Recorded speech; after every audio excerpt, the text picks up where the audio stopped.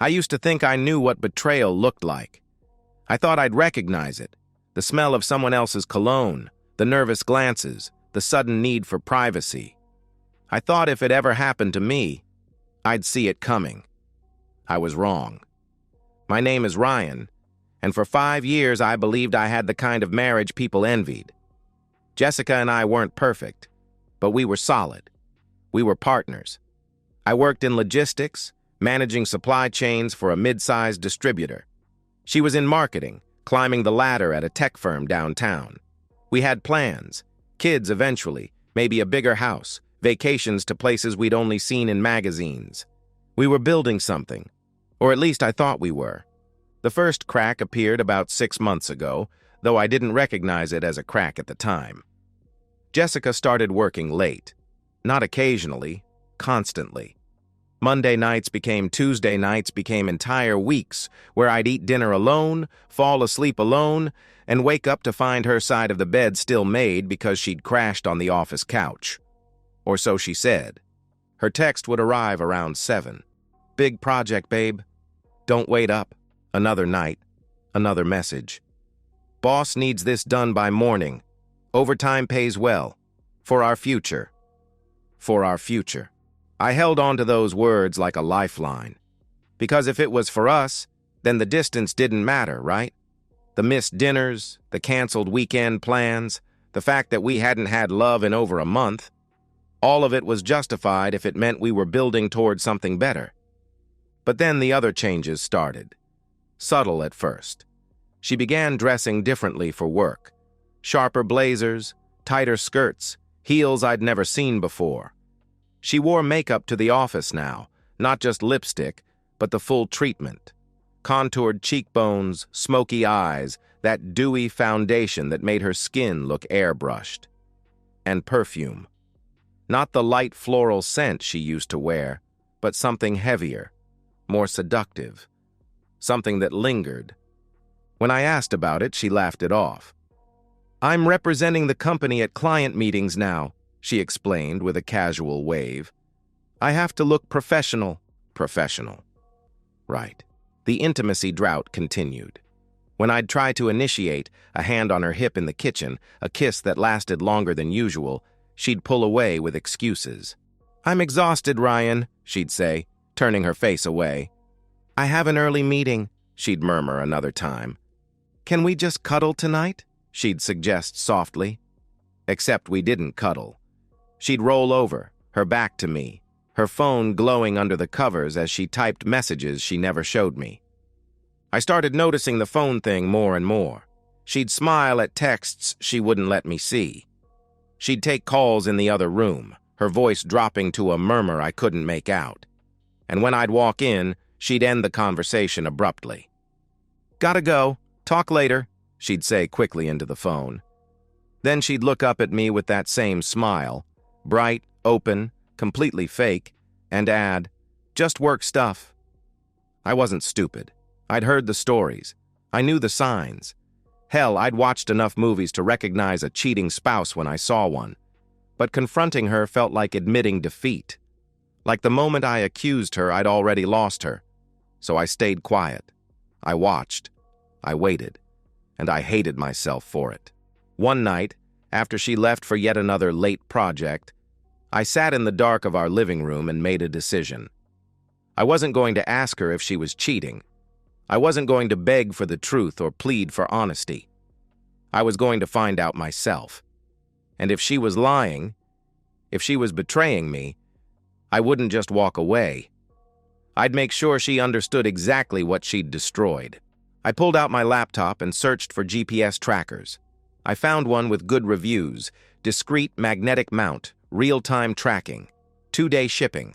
I ordered it without hesitation. No tears, no drama, just cold, calculated resolve. The package would arrive on Thursday. The tracker arrived in a plain brown box on Thursday afternoon, exactly as promised.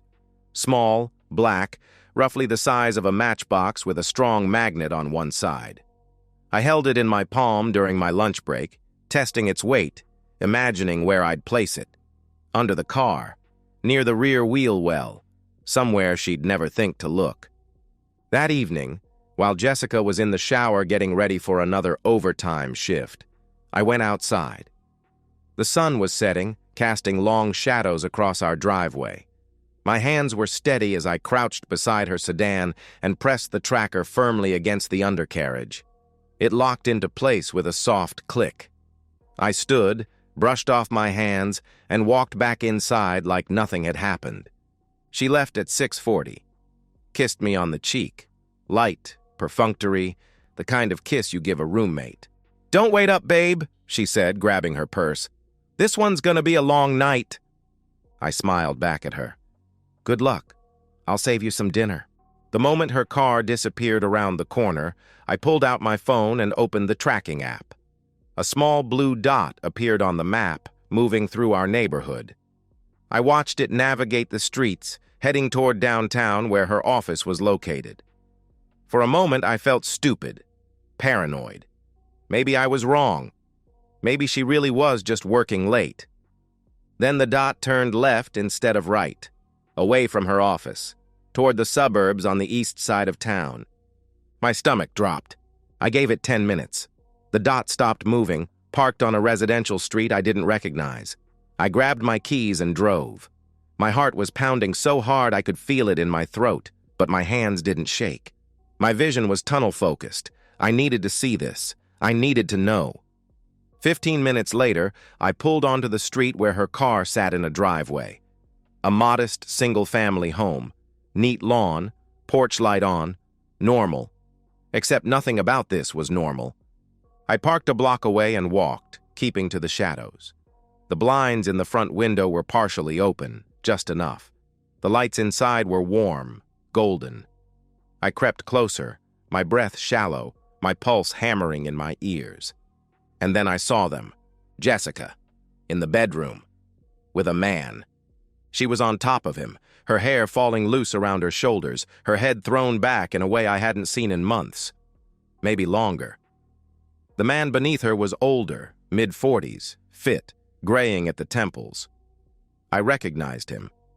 I'd seen him once when I picked Jessica up from work, her manager, the guy she'd mentioned in passing. "Oh, Dave?" she'd said that day, so casually. "He's harmless. Just my boss." Harmless. I stood there, frozen, watching through that window like it was a screen, and this was someone else's life. Clothes scattered on the floor, his hands on her hips, her mouth on his, the way she moved, urgent, desperate, alive. I couldn't look away. I couldn't breathe. My first instinct was to kick the door in, to drag him out by his throat and make him bleed, to scream at her, to demand answers, to burn everything down right there. But then something stopped me. A voice in my head, quiet but firm. "Don't. Not yet.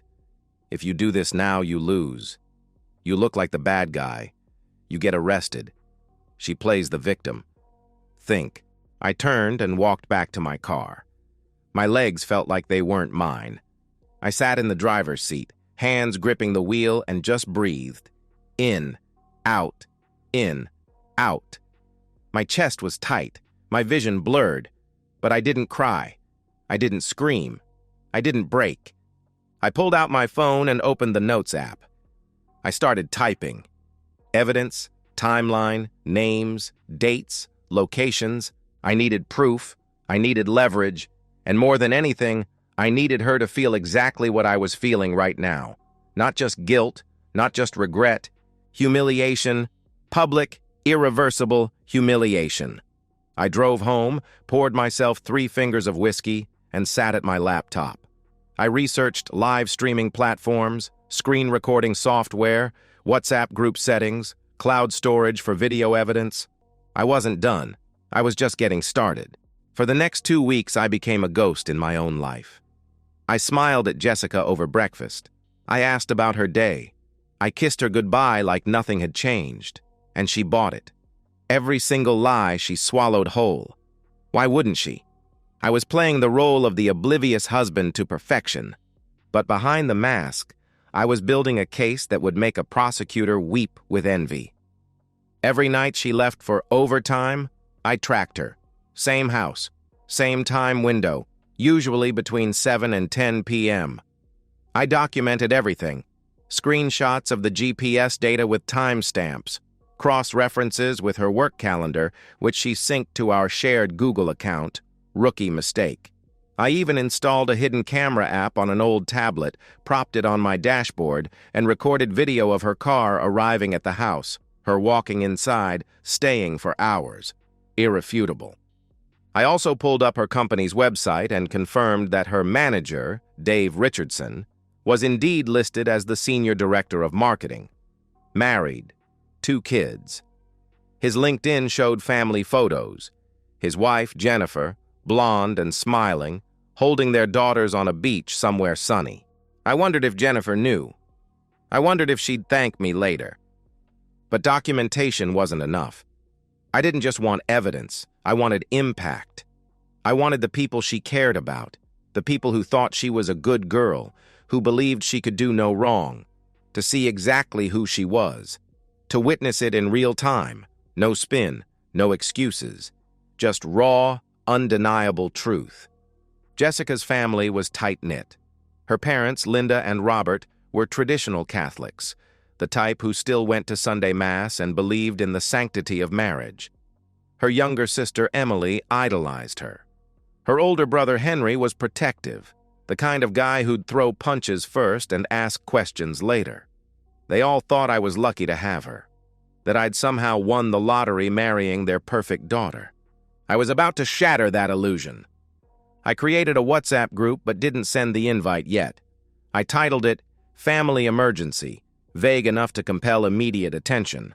I added Linda, Robert, Henry, Emily, her 2 closest cousins, even her favorite aunt.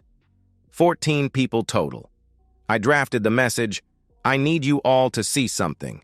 I'm sorry, but this is the truth. I didn't hit send. Not yet. I was waiting for the perfect moment. I also tested live streaming platforms. I created a burner account, streamed my own living room to make sure the video quality was clear, the audio worked, the link generated instantly. I practiced the timing. Start the stream, create the group, drop the link, wait. I even scripted potential responses. If anyone texted me during, I'd keep it short, calm, factual. I'd simply say, watch the video, you'll understand. No emotion, no hysteria, just cold, hard truth. The final piece was timing. I couldn't do this on a random Tuesday. It had to be a night when Jessica felt safe, when she thought I was clueless, when she'd let her guard down completely. So I waited. I watched her patterns. And then, finally, the opportunity came. Friday night, 3 weeks after I'd first discovered the affair. She told me she had a late project and wouldn't be home until 11. She even apologized. "I'm so sorry, babe," she said, touching my arm gently. "I know it's been a lot lately. I promise it'll slow down soon." I smiled back at her. "It's okay. I'll be here when you get back." She kissed me, another hollow, meaningless gesture, and left at 6:30. I gave her 20 minutes to make sure she was settled at Dave's house. Then I grabbed my phone, got in my car, and drove. I parked down the street from Dave's place, close enough to see the bedroom window but far enough to stay hidden. The lights were on. The blinds were cracked open, just like all the other times. I opened the live streaming app, angled my phone toward the window, and adjusted the zoom. I could see them clearly now. Jessica, Dave, kissing, undressing, moving together in that familiar, sickening rhythm. I took a breath. Then I hit Start Stream. 8:47 p.m., showtime. The video feed was grainy but clear enough. The camera captured the bedroom window perfectly, 2 figures silhouetted against the warm light, their movements unmistakable. I adjusted the zoom slightly, bringing their faces into sharper focus. Jessica, Dave, kissing, her hands in his hair, his hands on her waist, sliding under her shirt. The audio wasn't perfect, but it picked up enough. Faint laughter, the creak of the bed, a low moan that made my stomach turn. I stared at the screen for a moment, my thumb hovering over the WhatsApp icon. This was it, the point of no return, Once I sent this, there was no taking it back, no explaining it away, no damage control. Good. I opened WhatsApp, created the group, and added every contact I'd prepared. Linda, Robert, Henry, Emily, the cousins, the aunt, 14 people total. I typed the message. I need you all to see something. I'm sorry, but this is the truth. I pasted the live stream link. I hit send. 8:51 p.m. For a few seconds, nothing happened. Then the group exploded. Emily's message appeared first. What is this? Linda's message came next. Ryan, what's going on? What am I looking at? Then Henry. Is that Jessica? I didn't respond. I just watched the messages flood in, one after another, faster and faster. Robert's message was in all caps. Stop this! Stop this right now! Her Aunt Carol typed quickly. Oh my God! Oh my God! Is this real? Her cousin Sarah responded. I'm going to be sick. The messages turned frantic. Questions, denial, anger, horror. Linda was calling Jessica. Henry was calling Jessica. Emily was calling me. My phone buzzed non-stop in my hand, but I silenced it. I kept the stream running. On screen, Jessica's phone lit up on the nightstand. Once, twice, 3 times. She ignored it at first, too lost in the moment to care. But then it didn't stop. Buzz, buzz, buzz. She paused, confused, and reached for it. I watched, through the window and through the reactions flooding the group chat, as her entire world detonated. She unlocked the phone. Her face went white, completely, utterly white. She sat up abruptly, pulling the blanket over herself, staring at the screen like it had just delivered her death sentence. Dave was asking her what was wrong, his voice muffled through the glass. She didn't answer. She just kept scrolling, reading, her mouth open, her hands trembling. The group chat was a war zone now.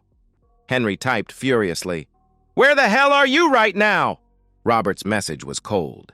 You've disgraced this family. Linda's message came in all caps. How could you do this to Ryan? Emily's text was desperate. Jess, please tell me this isn't real. Please. Jessica finally answered Emily's call.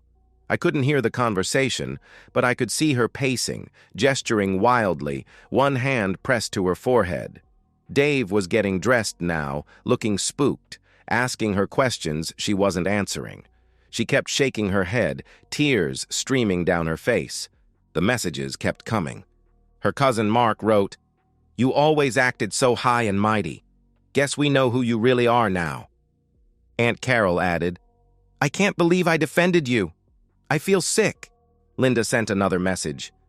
I'm heartbroken. How could you do this? How could you throw away a good man like Ryan? Robert's final message was brutal. Don't come home. You're not welcome in this family anymore. Jessica was sobbing now, full-body sobs that shook her shoulders. Dave was trying to calm her down, but she pushed him away. She grabbed her clothes off the floor, pulling them on with shaking hands, her phone still clutched in one fist. I ended the stream at 9:14 p.m. 23 minutes of footage, more than enough. I took screenshots of the group chat. Over 200 messages now, most of them condemning her, some of them cursing her out, a few from Linda that just said, I'm heartbroken. I saved everything to the cloud. Then I drove home. I didn't speed. I didn't blast music. I just drove. Hands steady on the wheel, jaw clenched. My mind eerily calm.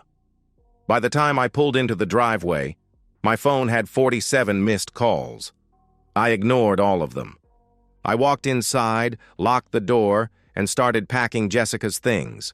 Clothes, shoes, toiletries, makeup. Everything went into black trash bags. I worked methodically, room by room, until there was nothing left that belonged to her. I dragged the bags to the front lawn, 7 in total, and left them there in a neat pile. Then I changed the locks. It took me 40 minutes. By the time I finished, it was 10:03 p.m. At 10:41 p.m., Jessica's car pulled into the driveway. I watched from the window. She got out slowly, like she was moving through water, and stopped when she saw the bags. She just stood there, staring at them, her face pale under the streetlight. Then she walked to the door and tried her key. It didn't work. She tried again. Nothing. She started banging on the door. "Ryan! Ryan! Open the door! Let me explain!" she shouted, her voice breaking. I didn't move. "Please!" she screamed, her voice cracking. "I'm sorry! I'm so sorry! Just let me in! We can fix this!" I opened the door just wide enough to look her in the eye. My voice was calm, flat. "There's nothing to fix," I said evenly. "You're done. Get your stuff and leave." She tried to push past me, but I blocked her. "Ryan, please," she began desperately. I cut her off. "No, you don't get to talk. You don't get to cry. You made your choice. Now live with it." I closed the door. She stood there, screaming, pounding on the wood, begging, sobbing. "You ruined my life," she wailed through the door. "You humiliated me in front of everyone. How could you do this?" I walked away. I didn't look back. Eventually, the pounding stopped. I heard her car start. She drove away. I sat on the couch in the dark, staring at nothing, the silence louder than anything she could have said.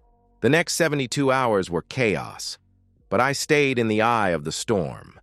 Jessica tried everything: texts, calls, emails. One message read, "Ryan, please, we need to talk. I made a mistake. I can change. Please don't do this." I blocked her on everything: phone, social media, email. I didn't want her explanations. I didn't want her apologies. I wanted her gone. But her family reached out. Linda called me the next morning, Saturday, crying so hard she could barely speak. "Ryan, I'm so sorry," she sobbed into the phone. "I had no idea. She's not who I thought she was." Her voice broke. "You deserved better. You deserved so much better." I thanked her for the call and made it clear I was done.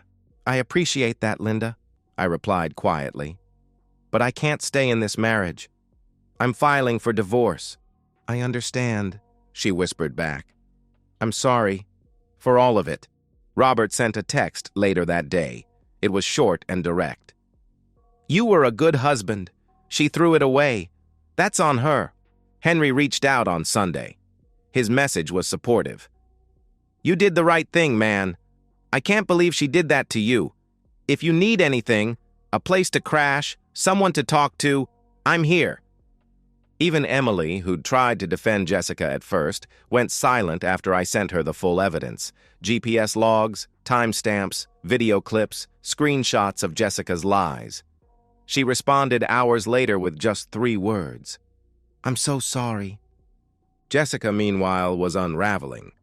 She moved in with a friend temporarily, but word spread fast. The live stream link had leaked beyond the family group. Someone shared it, probably Henry or one of the cousins, and now people at her job knew. HR got involved. Jessica and Dave were both placed on administrative leave, which is corporate code for "we're building a case to fire you." Dave's wife, Jennifer, found out within 48 hours. I don't know who told her, maybe someone from Jessica's family, maybe a coworker, but she knew. She filed for divorce immediately. She took the kids. She took the house. She took everything. Dave tried to contact me on Tuesday, 3 days after the live stream. His email was pathetic, offering money, begging me not to make this worse. I didn't respond. A week later, he quit and moved 2 states away. His wife wouldn't let him see the kids. His reputation was destroyed. He was done. Jessica's parents disowned her. Robert told her not to come to family gatherings anymore. Linda stopped answering her calls. Henry was disgusted. Emily was conflicted but ultimately sided with the family. Jessica was exiled, cut off, alone. She tried reaching out to mutual friends, but I'd already told them the truth. I'd shown them the evidence.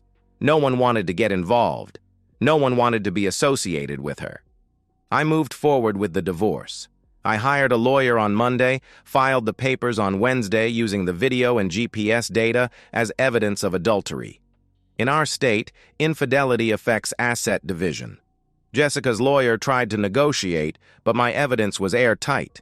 She had no leverage, no defense, nothing. The divorce was finalized 4 months later, in early March. She got nothing. No alimony, no split of my retirement, no claim to the house, which had been in my name from before the marriage. She signed the papers without a fight. She'd already lost everything else. I didn't celebrate, I didn't gloat, I just moved on. I went to work, came home, hit the gym, watched TV, went to bed. Friends checked in on me. "You doing okay, man?" they'd ask. "I'm fine," I'd answer. And in a way, I was. I wasn't happy, but I wasn't destroyed either. I was just numb. One Saturday afternoon in April, 2 months after the divorce was final, I was sitting in my backyard, drinking a beer, staring at the sky. My phone buzzed. A text from Emily popped up on the screen. "She's in bad shape. Just thought you should know." I read it, didn't respond, deleted it. I took another sip of beer. Jessica's downfall wasn't my responsibility. She'd made her choices. She'd lied. She'd cheated. She'd destroyed what we had. And when the consequences came, she couldn't handle them. That wasn't my problem.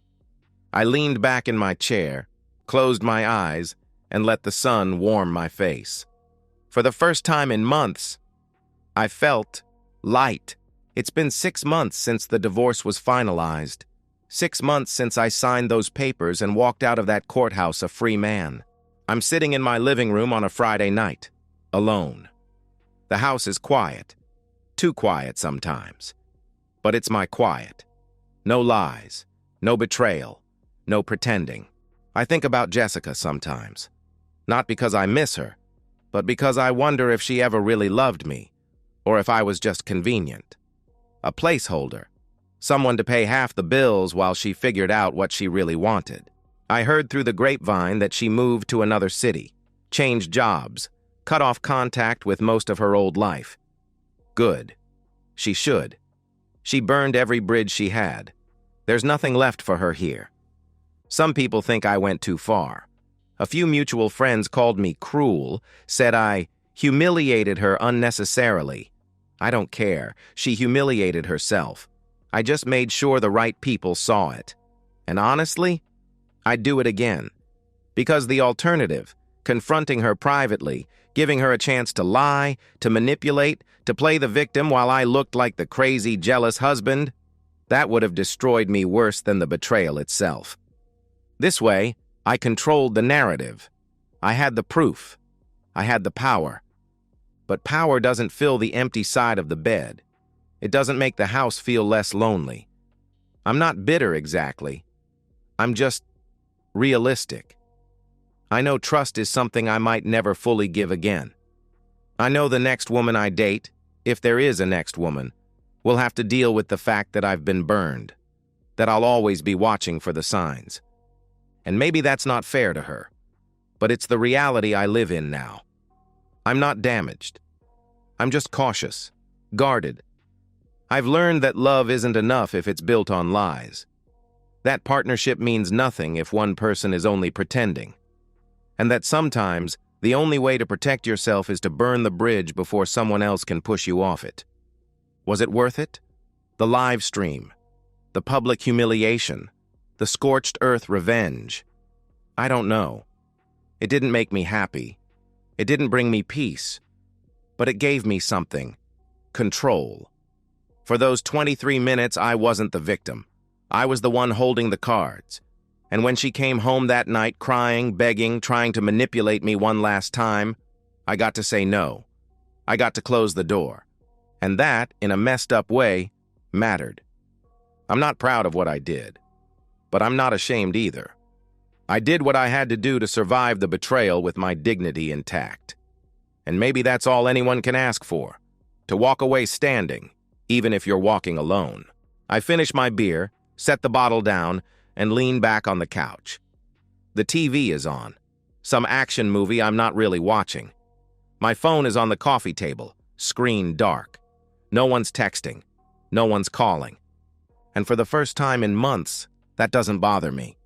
Because the silence isn't empty. It's clean. It's honest.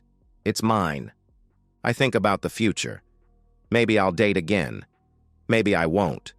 Maybe I'll meet someone who makes me believe in love again. Or maybe I'll just focus on myself, my career, my hobbies, my peace. Either way, I'm not waiting for permission. I'm not asking for forgiveness. I'm not looking for closure from anyone but myself. The movie ends. I turn off the TV. The room goes dark except for the glow of the streetlight outside. I stand, stretch, and walk to the window. The neighborhood is quiet. The street is empty. Somewhere out there, Jessica is living with the consequences of her choices. And somewhere in here, I'm living with mine. I don't know if I won. I don't know if there's such a thing as winning when a marriage ends. But I know this. I didn't lose myself. I didn't become the victim. I didn't let her rewrite the story. And maybe, in the end, that's the only victory that matters. I turn away from the window, head to bed, and close the door behind me. Tomorrow, I'll wake up, go to the gym, go to work, live my life.